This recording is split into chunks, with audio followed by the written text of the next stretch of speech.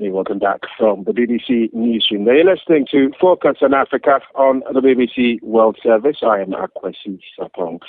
Two top public universities in Zambia have remained closed for a second day after students went on a riot on Tuesday. Now, the police say that they arrested more than 24 protesters for the behavior. But what were the riots about? Let's speak to Charles Mafa. He's a journalist based in Lusaka and joins us live now. Charles, what triggered these protests? Well, what triggered the protest is the delayed payment of students' meal allowances. And as a result of that, students had to protest in order to force government to pay their meal allowances. And essentially, the government is unable to afford the payment of these fees through the universities. Is that accurate? What is happening is that the government, through the bursary scheme, provides support to vulnerable students in form of payment of tuition and accommodation fees, and also refunds to students who don't have accommodation within the university. That is, these are vulnerable children. But now what is happening this year is that there have been challenges in terms of paying these meal allowances on time. It takes a bit of time for government to pay these students their allowances.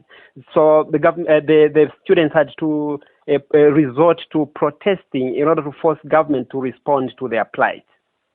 Zambia and its government really has been facing a tough time, hasn't it? The currency, the kwacha, is struggling because of the falling commodity prices. You're not getting as much as you should as a copper producer. Do these protests reflect the economic challenges facing Zambia and facing the government, Charles? Definitely, it does reflect the challenges that are going on now. As you have rightly put it, actually the country is going through serious financial challenges. I will give you an example.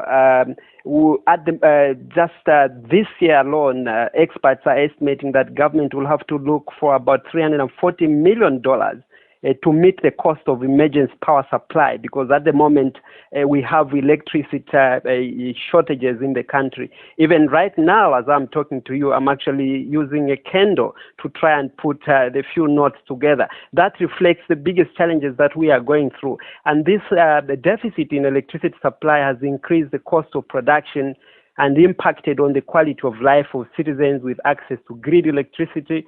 The mining sector, already badly affected by low copper prices, has experienced closures and laid off more than 7,700 workers and shelved investment.